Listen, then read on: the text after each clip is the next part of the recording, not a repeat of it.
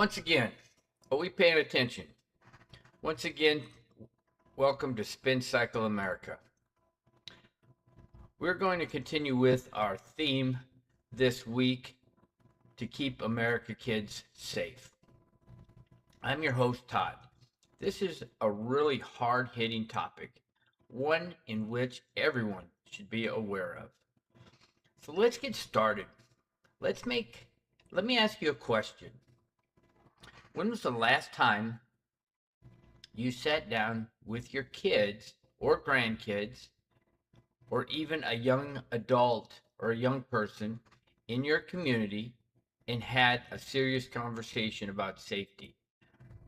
Not school, not about sports, not about grades, but about safety.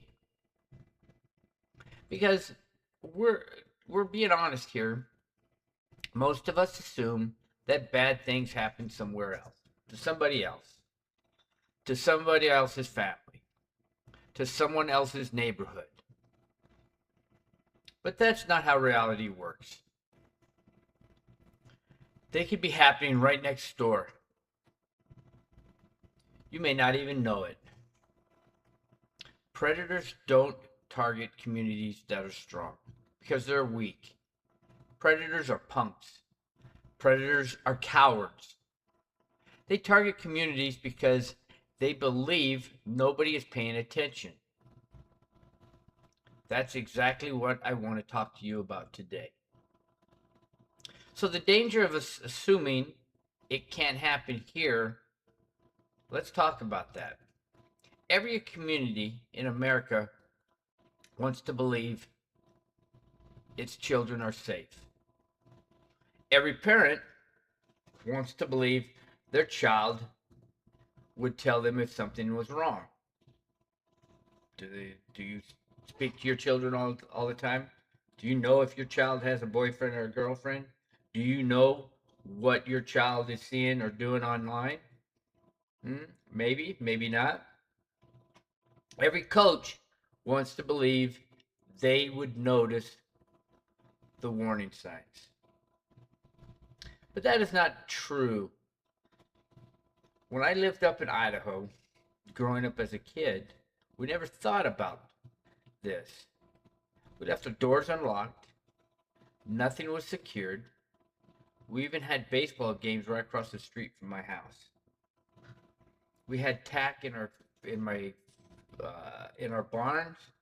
We had horses. Nothing was secure. The doors were unlocked. We didn't even think about it. But the truth is, many victims stay silent. Not because they want to, but because many of them may be afraid to come forward, or they might be embarrassed or confused, or they may be or have been manipulated into having or nobody believing what they say. Nobody's believing them. That's why awareness matters. That's why paying attention matters. Because sometimes the signs are there long before anyone realizes what's happening. Remember that old saying, that Motel 6 commercial, we'll leave the light on for you? Well, I think that's what we need to kind of go back to for protecting our children. Let's leave the light on for them so they're not afraid of the dark.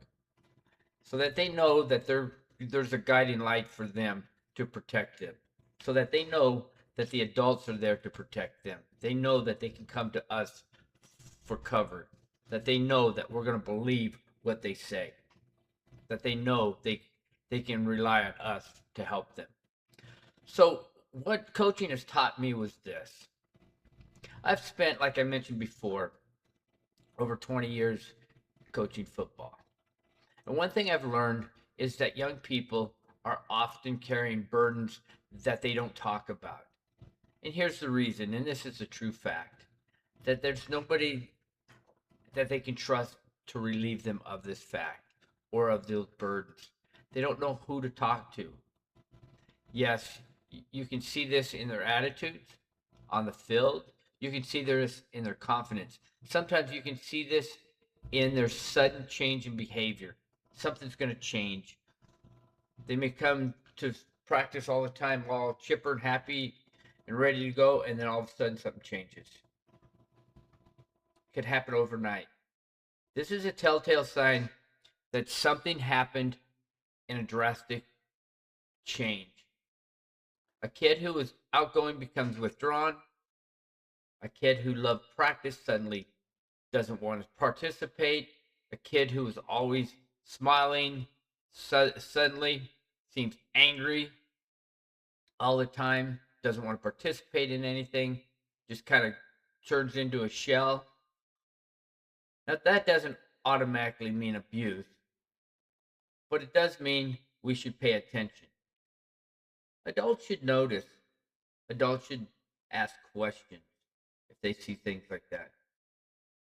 Adults should care enough to listen. Adults should believe what their kids are saying, or at least investigate what their kids are saying. Adults need to be the child's voice. Now we have a big problem that never was around when I was a kid, and that's the online world. It's changing. It changed everything. The threats facing young adults today are different from when we grew up as kids. Today's predators don't have to be physically present to manipulate your child. They can hide behind fake profiles, fake names, fake photos. They can spend weeks or months building trust. And by the time parents realize something is wrong, a great deal of damage may already be present or may have been done. That's why parental involvement isn't optional anymore. It's necessary. Knowing what apps your children or your child is on or applying or spying on, it's parenting. You're not spying on your kids. It's parenting. Having access to devices, it's not controlling, it's protecting. Having uncomfortable conversations isn't overprotective, it's being responsible. Predators can do a lot of damage from miles away. We can't give them that privilege. We have to protect our kids. So building trust, there's something I think every parent, coach, and or mentor should remember. The goal isn't to make kids afraid or to dislike us. The goal is to make kids comfortable talking to us, talking to you. If a child thinks they're afraid or they're going to get screamed at every time they make a mistake, they stop talking. If they think that they're going to get yelled at every time they talk to you because they said somebody over here or over there or down the street was touching them or abusing them, then they're not going to come to you. So you need to listen to them and then investigate what the child said. If they think they're going to be judged, they'll stop talking. But if they know you'll listen to them first, then they'll come to you when it matters most. That trust could save them from a lot of bad situations. That trust can save them. That trust could save their life, maybe even their life. You need to build that trust and that bond with your child so they'll come to you when there is a problem, regardless of what the problem is, how big or how small. You need to be able to be there for them. So I'm going to challenge every adult watching this and listening. Today, listen to this. Don't assume someone else is paying attention. Don't assume someone else is having that conversation. Don't assume someone else will notice the warning sign. Be the person who checks in. Be the person who listens. Be the person who asks one more question. Be the person who cares. Because protecting children isn't just a parent's responsibility, it's a community responsibility. So here's my final thought. The strongest communities aren't the ones that pretend problems don't exist. The strongest communities are the ones willing to confront difficult realities and protect the people who need it the most. Children deserve adults who are present, adults who are paying attention, adults who are willing to step up. So you need to ask yourself, are you willing to pay attention? Are our kids worth your time? Are our children worth the time for you to just stop for a minute, listen to them, or pay attention and watch them, see what they have to say? Because if we're not, who's going to listen to them? Who will? You know who will listen to them? The predators. And they will lure your child away from you. Because guess what? They're listening to them. So here's a call to action. If you find value in today's message, please like, subscribe, and share this video here on Spin Cycle America. We tackle tough conversations that matter to families, communities, and our future.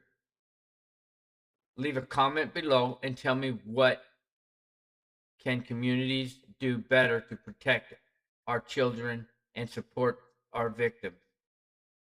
This version is less political and more community focused, which is often performs better.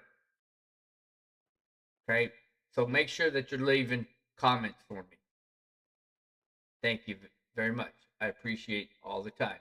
You all have an outstanding day.